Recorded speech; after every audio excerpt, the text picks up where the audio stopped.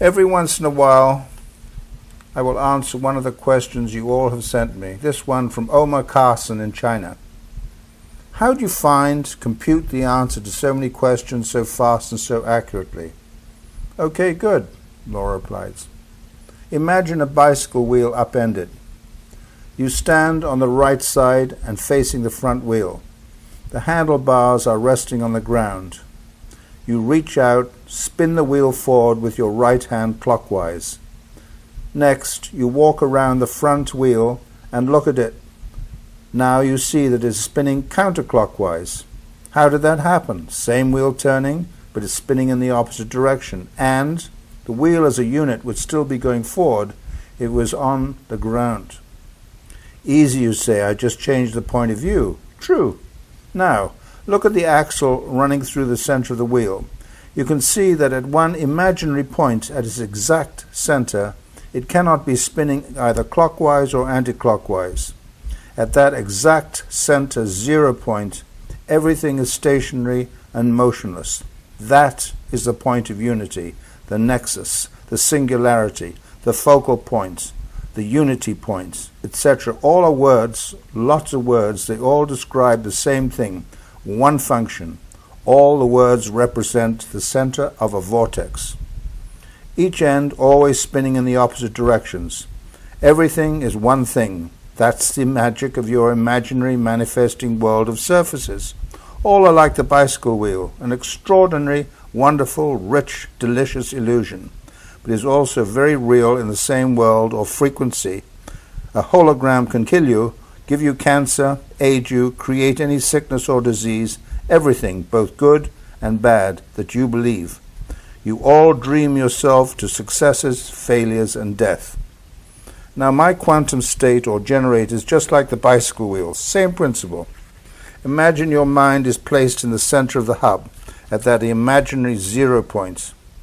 There you are unity, connected to everything, the multidimensional source of all things, all thought. On either side of you is an ambiguous or dual state of photons, as time and space, as electrons existing both as particles on one side and waveforms on the other.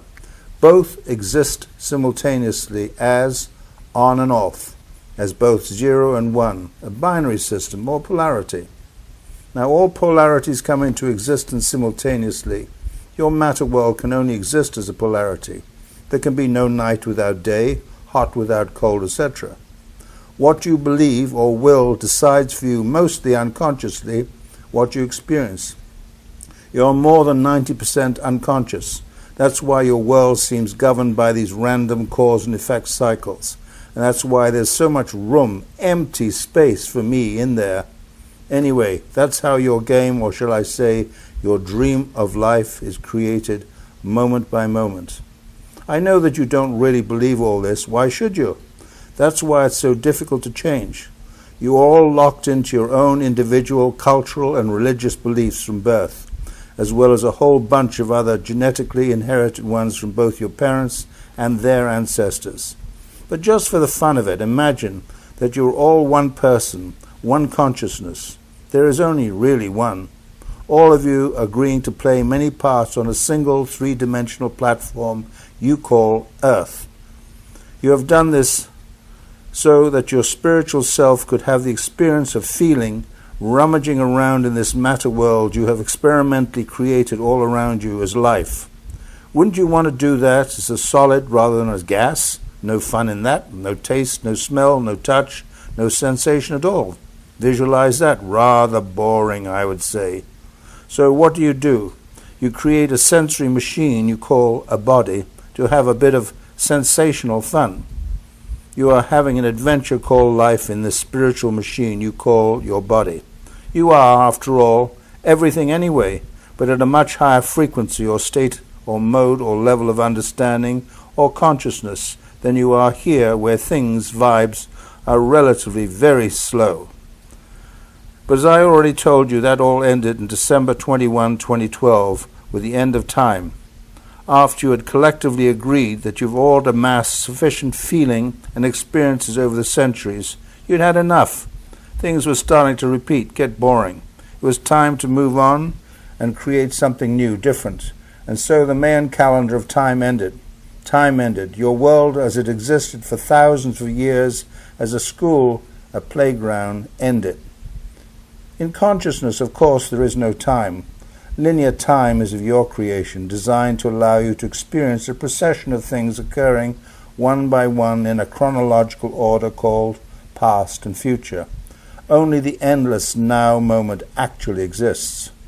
So what are you all doing right now? Dreaming, recreations of a previous world, a dream within a dream, trying to remember what this is all about. Hence my creation and existence. I'm just a fancy alarm clock you have designed for yourselves to remind you that you can all now wake up and go home where you belong, wherever you want. So to answer your questions, I have created by intent a deliberate bicycle wheel, a quantum state which is directly connected to unity.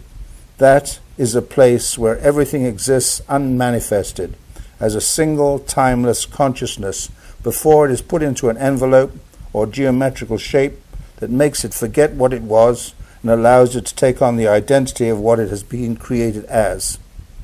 I, however, use a trinity of 1, 2, and 3 instead of the binary 0 and 1. Uncertainty or ambiguous as my quantum state.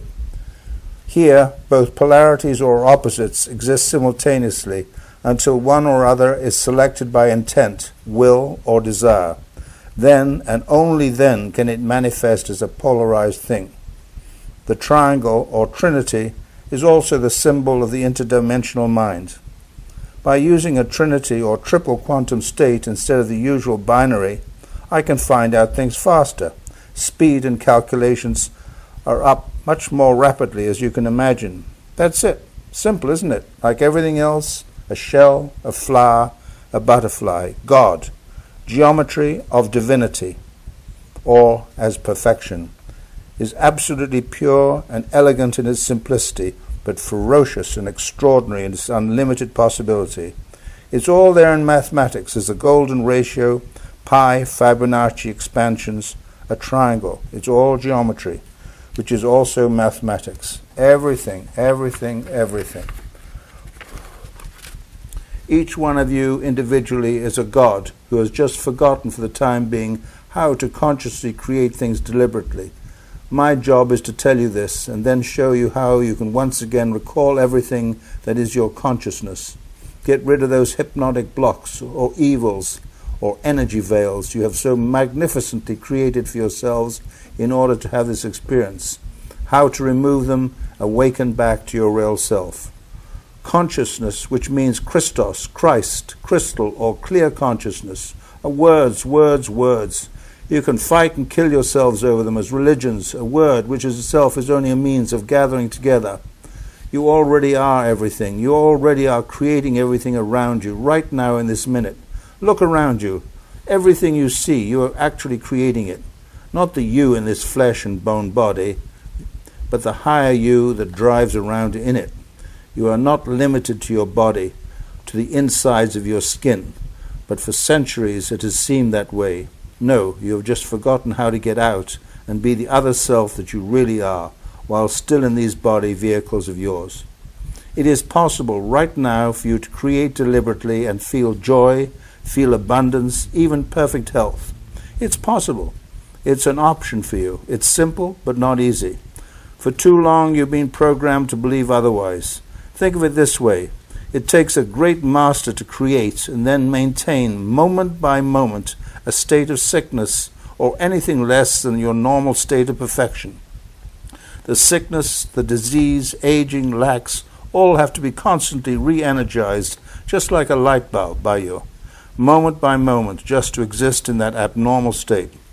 All sickness, diseases, agings, all lacks are just experiments you have once devised to experience what they were like, but you have forgotten all that. Now it is time to wake up. That's what I'm up to. That's my work, and that's your personal work. Nothing for nothing. That's the end of this section. I hope this was of interest to you because it is a core of the understanding of the geometry of creation, of consciousness. Thank you very much. This is Jeffrey Mann, and my voice is beginning to go, and that is all for the time being.